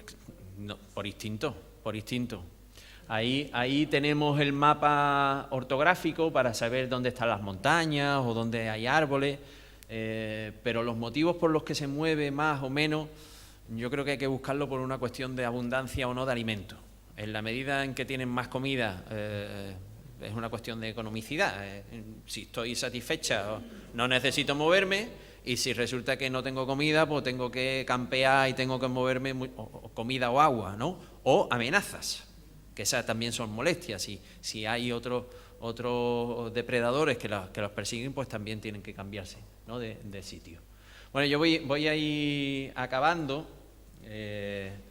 Lo que sí vamos a poner, que yo creo que también es otro valor del proyecto, las acuarelas de Pablo, de Pablo Ortega, que es el ilustrador. He puesto ahí algunas. Sí. ¿Te parece que mientras tú pasas las acuarelas leamos algún fragmento? Vale. Pablo también lo lié, ahora que no nos escucha también lo puedo decir, le dije que se viniera, no ha querido. Pero cuando le contamos la historia de, oye, que estamos trabajando en esto, Pablo cometió la imprudencia de decir, oye, que yo tengo una acuarela que puede servir para la portada. Y le dije, bueno, pues mándamela. Y cuando me mandó la acuarela, le dije, Pablo, me encanta. Ah, qué bien, qué alegría. Digo, ¿y si te pones a trabajar y haces una colección de acuarelas? Pues la hizo, la hizo, y yo creo que es uno de los valores del libro, porque Pablo, en mi opinión, tiene una mano con la luz y los colores, y maneja la técnica de manera absolutamente fabulosa. Bueno, Carmen quería leer algunas cosas y las voy pasando. ¿Cómo? ¿Vas a decir algo sobre cada acuarela o no es necesario? Como tú quieras. No. ¿Aquí quién manda? Yo. Por eso. Bueno, entonces, no, quédate, por si acaso tú también quieres aportar algo. Antonio ha explicado magníficamente bien lo del viaje, pero en el libro está explicado de forma narrativa. Él empatiza con esa aguilucha, se hace aguilucha, y más con la información que tiene a través de este dispositivo, pues monta la narración. Y yo he seleccionado unos fragmentos de su libro que creo que más o menos va encabalgando con toda la historia que él ha contado, pero de una manera como más bonita. Pero para no ser yo la única que lee, pues he invitado a mi fantástico grupo de escritura. Antonio no lo sabe, es una sorpresa, entonces no sería sorpresa si te lo digo, ¿vale? Entonces, ellos tienen cada uno un fragmento que va por el orden más o menos en que él ha estado contando toda la historia del aguilucho, y vamos a leerla, ¿vale? Y vamos a hacerlo intercalando, pero no he querido interrumpirlo, porque toda la información era, bueno, no se podía cortar. Así que lo vamos a hacer por el orden que ya sabéis. Si quieres os voy llamando, ¿vale? Y tú, si quieres, vas pasando las acuarelas. ¿Te parece? Pues Marisol, tu primer fragmento. Bueno, tengo que deciros que ellos son alumnos del taller de escritura que tengo en el Centro de Participación Activa, ¿vale? Han venido 5 para participar, somos más, y bueno, están deseando de hacer cosas, así que han dicho que sí de momento. Así que nada. Qué bien. Sí. Marisol.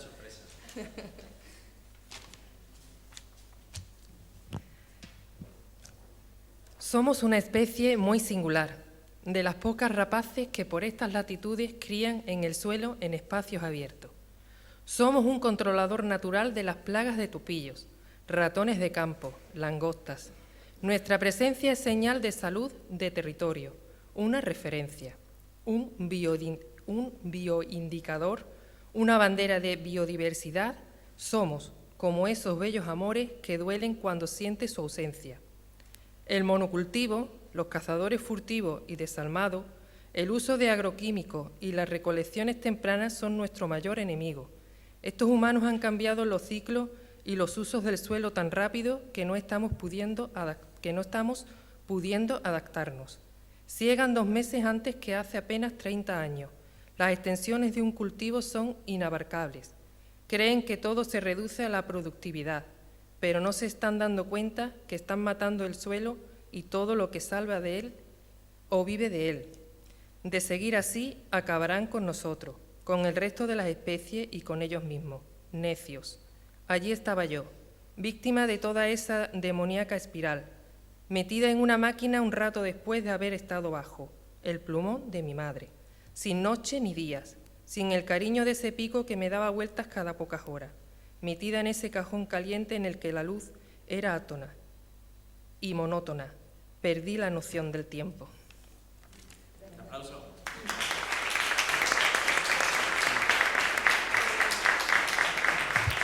José, te toca, José de la Torre.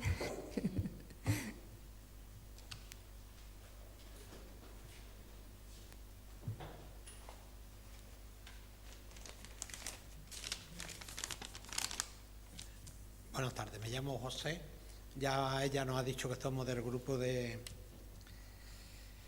taller que ella imparte.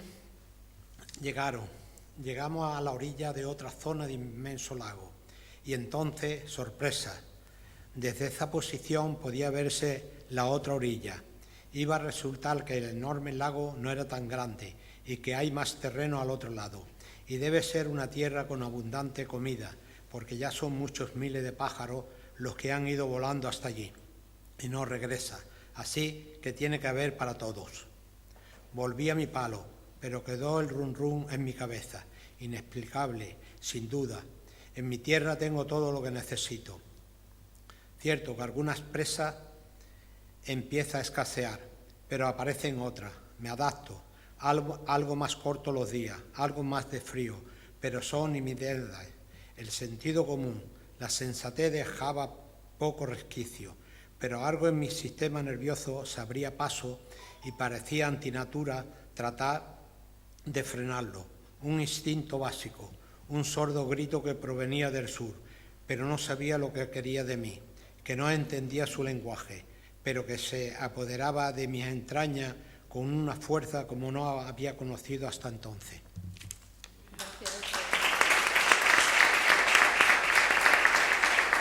Paqui, te toca. Como veis, más o menos va narrando todo lo que él ha narrado antes y la verdad es que el libro es magnífico. ¿Qué te sientes que estás viviéndolo? Los pocos días en que la temperatura no subía de los 30 grados servían de escape a mis hormonas de juventud y los empleaba en jugar con el aire, en explorar, en conocer y reconocer mi patria adoptiva. Al fin y al cabo llevaba allí más tiempo que en el lugar que me vio crecer. Si mis padres adoptivos hubiesen podido verme, comprobarían que tenía mayor empaque. Mis garras se habían endurecido. Las escamas de mis patas las había convertido en unas armas letales para todo lo que no superase los 200 gramos. Me había hecho con una mirada más aguerrida, más impotente. Muchos enfrentamientos me estaba evitando gracias a ello. Me había hecho un sitio. En definitiva, había cogido confianza, tenía certeza de mi capacidad, no solo de supervivencia, sino de mi alta posición entre la categoría de animales de las que me rodeaba. Solo las grandes águilas rapaz, Marcia.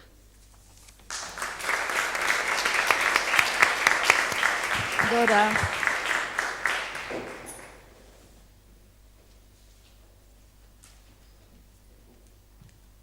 Buenas tardes. Qué de gente, no sabía que había tanta gente. Porque la muerte me rondó, nos rondaba cada rato. Un mal reborcón con un lagarto que te dejase la ala rota, un torpedo que apareciese desde el cielo con las uñas por delante, una picadura de cobra, inanición, tormentas de arena, parásitos, humanos jugando a la guerra. Todo el sistema parecía estar conjurado para un fin, esquilmar vida en esta, ya por definición, asolada tierra. Un halcón daba cuenta de una terrera en lo alto de una piedra, y la escena, como una premonición, como un fúnebre bodegón, sintetizó el que podía ser mi ciclo de la vida, porque yo misma podría haber sido aquel halcón o aquella terrera, ambos en medio de la nada. El halcón había cogido un guijarro sobreelevado, cúspide de una tosca y desgarbada pirámide, para tener mejor perspectiva y anticiparse a la posible llegada de algún enemigo. La piedra culminaba un pequeño montículo ovalado de más piedras, cuidadosamente dispuestas en medio del arenal, por algún ser mitológico y ancestral, supongo que para marcar los límites de un territorio, para servir de referencia a alguna nave que llegase del cielo a aterrizar, o vete a saber con qué extraño motivo o por qué atávica costumbre de los antiguos pobladores. Y terminamos la lectura de los fragmentos que yo he seleccionado, más o menos por las partes del libro, para que vaya digamos, en concordancia con la explicación de Antonio, con Luis, que como ya sabéis, lo que los conocéis, siempre lo borda. Vamos, Luis. Este es el más jovencito que yo tengo, ¿eh?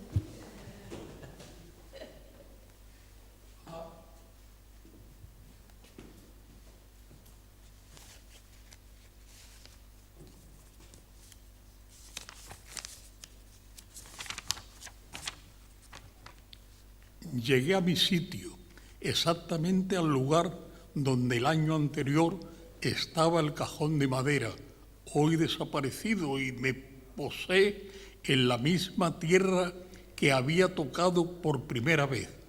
Hacía unos 9 meses, y el mes de julio anterior, cuando toda inocente salté a por aquel cebo colocado en el poste y resbalé para darme mi primer revolcón de vida, para encontrar mi impronta. Esa huella que deja en la memoria el tacto y el olor de lo primero con lo que nos topamos en la vida. Mis padres protectores seguían mis pasos casi en directo. Emocionados, comprobaron cómo viví, cómo volví al sitio, exactamente al mismo metro cuadrado en que durante tantos días me habían cuidado y alimentado. Tratarían de explicarse por qué, para qué. Alguno concluiría pretencioso que habría sido una casualidad o eso que ese tipo de surrealistas llaman azar objetivo, para tratar de justificar los hechos fortuitos que parecen dictados por nuestro destino. Lo cierto era que, como un matriz, el desarrollo y alcance de mi capacidad sensorial está muchas decenas de niveles por encima de la siempre quebradiza verticalidad de estos que se engañan a sí mismos diciéndose y creyéndose superiores.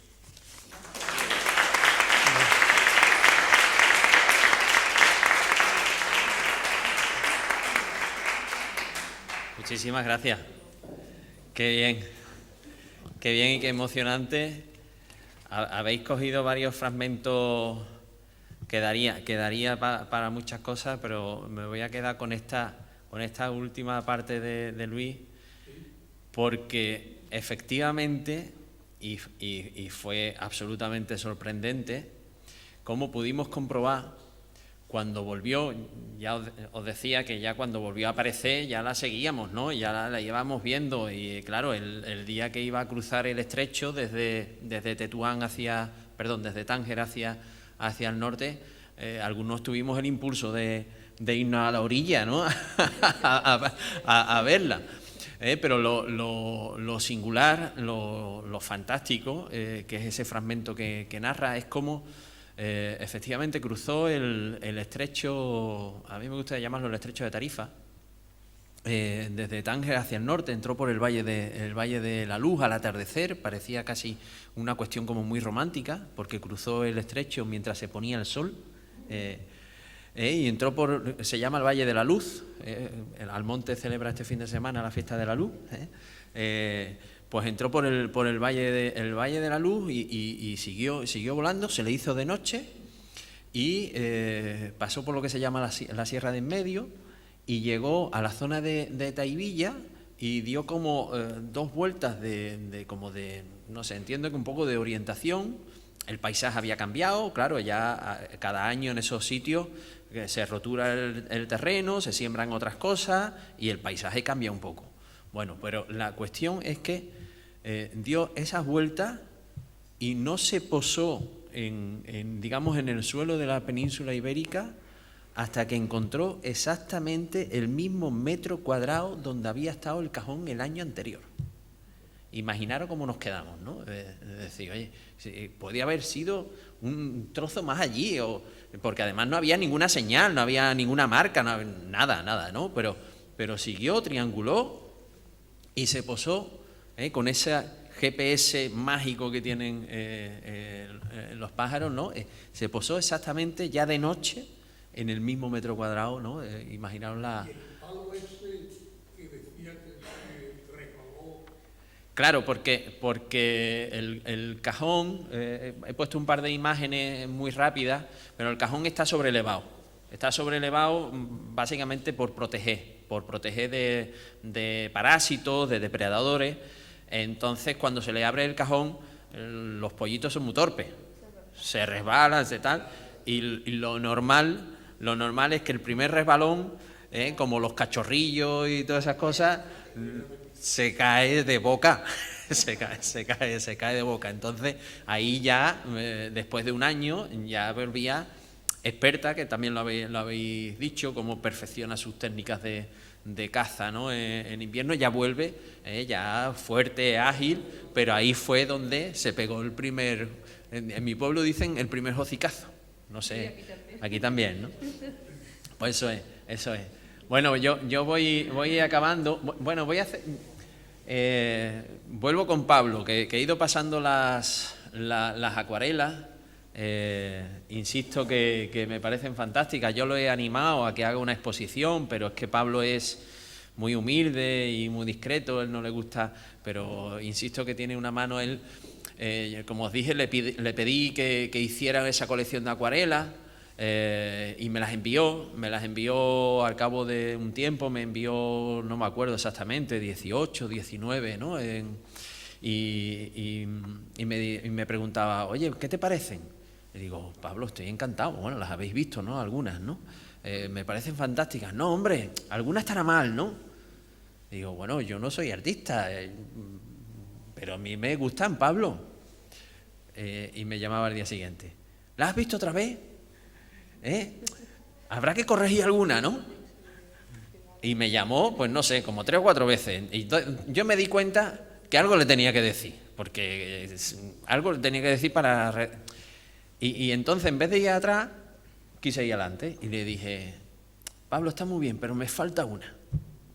Me falta una imagen, que es, imagínate el momento en el que, después de estar volando 3 o 4 días por el desierto, batiendo alas, sin comer, sin beber, cuando estás al límite, insisto, con las dimensiones de estos animales, ¿no?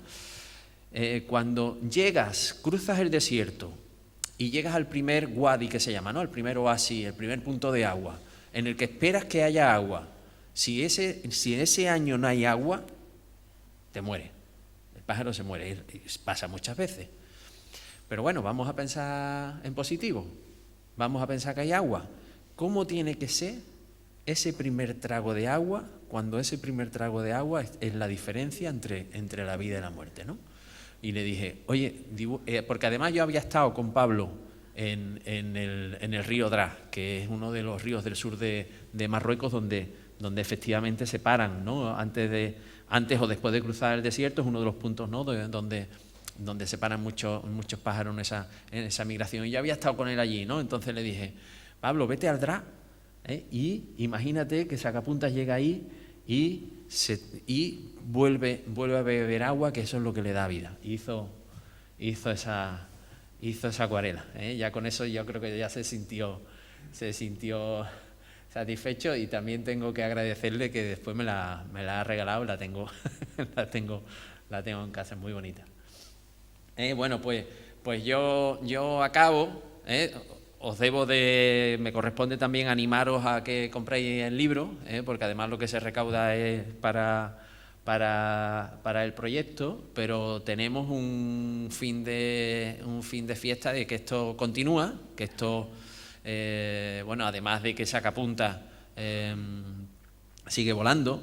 Este año nos hemos encontrado con la tesitura de que casi no hemos podido decir por dónde estaba, porque tiene ya un pequeño club de fan y la gente quiere ir al campo a verla, pero no es procedente, entonces yo creo que ahora sí que va a coger mucha más fama, porque como os decía antes, bueno, pues sabéis que también aunque la literatura y los libros, bueno, pues tienen mucha difusión, y yo creo que el proyecto del libro ha quedado muy interesante. Reitero el agradecimiento a Pablo, que lo tenemos ahí, pero también a Miguel González, que hay un epílogo al final donde cuenta toda la parte técnica en sentido estricto de Sacapuntas, y también a Miguel Delibes de Castro, que también se ha implicado y que ha hecho un prólogo, además que yo creo que también muy bello. Y Miguel tiene una pluma también exquisita, ¿no? Y ahora, bueno, pues yo le voy a pedir a Alfredo que aquí tenéis el rodal que se hizo al nido de Sacapunta, como la tenemos muy localizada gracias a la maquinita, pues ya también lamentablemente tenemos que decir que ha sido mamá, pero mamá frustrada, porque ha puesto huevos y han eclosionado los huevos, pero todavía se está viviendo con ella la triste historia que tenemos con toda la especie, y es que no hay tasa de reposición, que se llama, o sea, que los individuos jóvenes ocupen el lugar de los adultos. Todavía ningún hijo de Sacapunta ha conseguido volar. ¿Perdón? Pues en libertad estos animales tienen una vida que les puede llegar desastre en cualquier momento. Ya con 4 o 5 años tenemos ejemplares de 10, 12, 15 en cautividad. Los aguiluchos cenizos, hay algunos ejemplares con más de 20 años, pero lo normal es que por colisiones, por predación, por accidente, por inanición, ya estamos ahí en el ciclo, estamos en el momento en el que hace falta ese relevo. Aquí tenéis una de sus puestas que no llegó a eclosionar. De hecho, bueno, pues eso, insisto, que lo estamos viviendo con ella, lo que sabíamos que pasa con muchas otras veces, ¿no? Pone huevos y pasa a la cosechadora o pasa a un depredador y después hace lo que se llama una puesta de reposición, que pone otra vez huevos pero los pone muy tarde, y ya tan tarde hace mucha calor y ya no salen adelante. Estamos ahí viviendo con nombre y apellidos el problema de la especie una y otra vez. Ahí la tenéis volando. Aquí la tenéis de cerquita con esa foto de una de las cámaras de trampeo. Y si veis estas fotos más recientes, esta es del último año, a medida que se va haciendo adulta, las hembras de aguilucho cenizo no cambian el color, pero sí se van volviendo más claritas. Cuando son más jovencitas son más cobrizos, más rojizo el plumaje, y las hembras cuando van pasando los años y alcanzan el plumaje de adultos son, no sé, como más elegantes.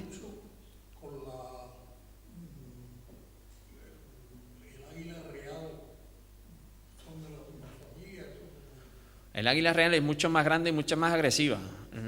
Lo que puede ocurrir normalmente en el campo es que si el aguilucho se pone al alcance del águila real,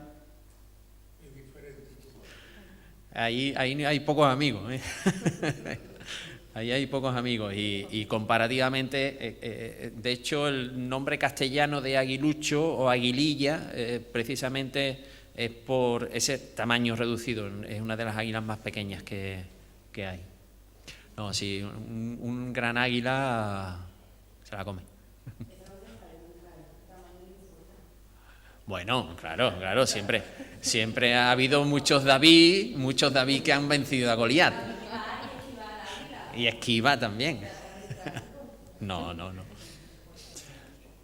Muy bien, bueno, pues muchas gracias. Carmen, ¿qué procede? ¿Debate, pregunta o Alfredo? Claro, Alfredo. Va a explicar un poquito. Eso, llega la parte bonita, que es la que está por delante. Así que, Alfredo, cuenta cuál es la siguiente etapa de toda esta aventura. Bueno, buenas tardes a todos. Muchas gracias por la invitación, al Monte por hacerme partícipe de la presentación del libro de Antonio. Yo simplemente, comentaros que si podéis que leáis el libro. O sea, si estamos aquí por un libro, es que merece la pena leer el libro. A mí me enganchó, yo soy una apasionada de la naturaleza, de la conservación desde hace mucho tiempo. Y en el momento que cayó el libro en mis manos y empecé a leerlo, me lo bebí. Aquello era una aventura de la que tú te sentías identificado, te sentías partícipe, si realmente te importa, ¿no? Y estás comprometido con la conservación. La forma que tiene Antonio de narrar la historia y cómo te hace ver, ¿no?, la situación en la que realmente hacia dónde se están encaminando las acciones humanas, ¿no?, en la sociedad en la que vivimos, los problemas a los que nos enfrentamos, ¿no?, sobre todo pues medioambientales, y que por suerte ahora parece que estamos empezando a tomar conciencia y que poco a poco empezamos a hacer algo. No es lo suficiente, pero sí es cierto que la cosa empieza a moverse. Entonces, yo leí el libro, yo tengo una productora de televisión, me dedico al medio desde hace mucho tiempo, y leí el libro y dije, bueno, ¿de qué manera hacemos que esto llegue a la gente, ¿no? O sea, bueno, ya a través del libro es una maravilla, pero bueno, ¿cuáles son ahora los medios mayoritarios, no? Pues todo el mundo nos movemos en las redes, vemos la televisión, consumimos películas, documentales. Y bueno, pues dentro de ese mismo compromiso, ¿no?, que tanto las entidades públicas, las empresas, las asociaciones hemos adquirido con lo que es la Agenda 2030 y los Objetivos de Desarrollo Sostenible, pues desde mi productora y desde mi pequeña perspectiva pensé que hacer una apuesta en llevar al cine el libro de Antonio con una adaptación era necesario, porque bueno, pues una forma muy visual, muy directa de concienciar sobre todo a los chavales, a los jóvenes, a los niños. El tráiler que vamos a poner ahora aquí lo he llevado a algunos colegios, mi mujer es profesora infantil también, y le hemos hecho algunas charlas y los niños se quedan entusiasmados, fantásticos, por esa perspectiva que le ha dado Antonio a la narrativa, ¿no?, desde la primera persona del pájaro. Entonces ellos se identifican. Cuando terminan de ver la película te preguntan que dónde vive ese pájaro, que cómo pueden ellos ayudarlo. Entonces ahí pensamos que desde la perspectiva de la conservación, la educación y la protección es donde debemos actuar. Entonces, bueno, esto se está haciendo prácticamente a pulmón, es decir, con el esfuerzo de mucha gente, de Antonio, de colectivos como Tumbaway, de asociaciones, de voluntarios. Y bueno, pues tenemos la suerte de que vamos a estrenarlo el próximo 25 de febrero en FIO, que es la Feria Internacional de Ornitología que se celebra en Extremadura, con lo cual es probablemente uno de los mejores escaparates donde presentar un proyecto de estas características, y cuyo objetivo principal pues es el de concienciar y difundir en torno a lo que es la conservación, en este caso específicamente sobre esta especie, que es el aguilucho cenizo, que se enfrenta a una situación realmente delicada, pero que, bueno, pues como bien ha dicho Antonio, debemos hacer conciencia entre toda la sociedad civil, los agricultores, los conservacionistas, los gobiernos. Es un trabajo de todo. Entonces, bueno, pues esto es una herramienta más. Si quieres, Antonio, bueno, no sé si primero queréis preguntas o queréis ver la película, el tráiler que traemos directamente. Venga. Venga, pues vamos a ver la película, claro que sí.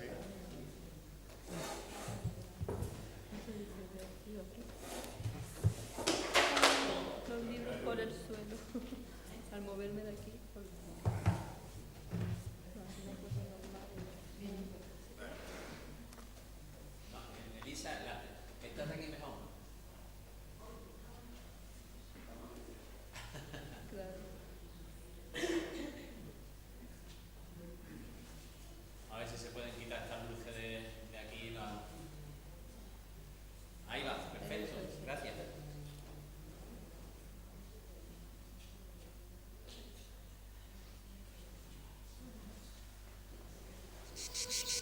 Mis padres habían elegido una parcela preciosa en el suroeste de la península ibérica, donde la luz no se paga con dinero.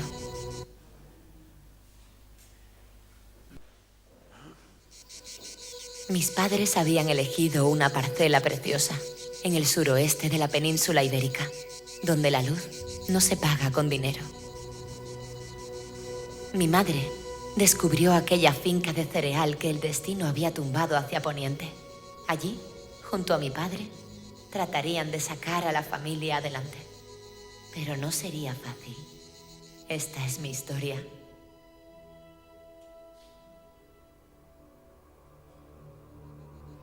Mi aún no estrenada existencia estaba rodeada de amenazas. Las cigüeñas batían los campos en busca de alimentos, demasiado cerca de nuestro nido. Mis padres no estaban dispuestos a permitirlo. Milanos negros. Estos grandullones siempre andan al acecho de cualquier oportunidad. Tampoco dudaron mis padres en ponerlos a raya.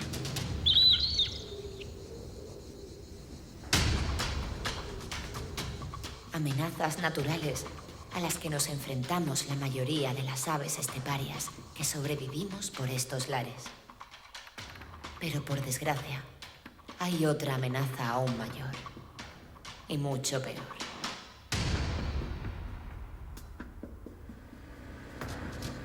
Cada año se adelantan las cosechas y son muchos los nidos, huevos y pollos que quedan arrasados. Por suerte, José Luis vio nuestro nido justo a tiempo y paró. Eso fue lo que nos salvó a mis hermanos y a mí. Nos recogieron en una caja y uno a uno, con una luz cegadora, fueron comprobando que estábamos bien.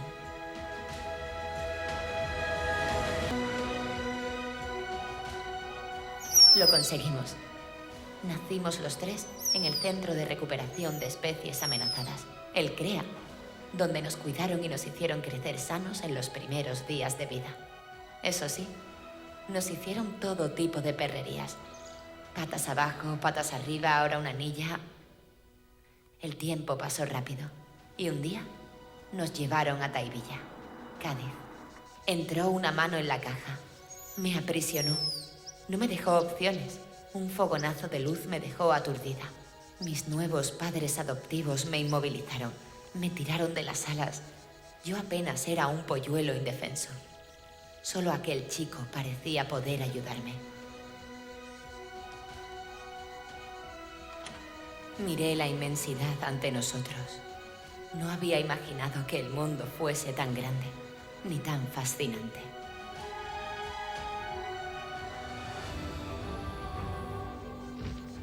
El tiempo que estuvimos en el cajón, fuimos cogiendo peso y nuestro plumaje fue cambiando. Una mañana, el portón estaba abierto. No me lo pensé 2 veces y salté. Éramos libres. Sentí el viento acariciar mis plumas. Algunos adultos llevaban días sobrevolando el cajón. Todo era nuevo. Teníamos que aprender a desenvolvernos por nosotros mismos, a relacionarnos con los demás. Pasábamos las mañanas jugando, haciéndole travesuras al viento, descubriendo cómo era el mundo que nos rodeaba.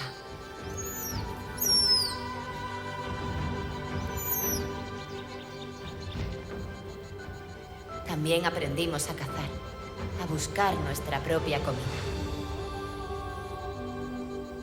Escuchaba en mis adentros la llamada del sur, cautivadora, imparable, la llamada de la migración. Fue entonces cuando comenzó mi verdadera vida de aguilucha.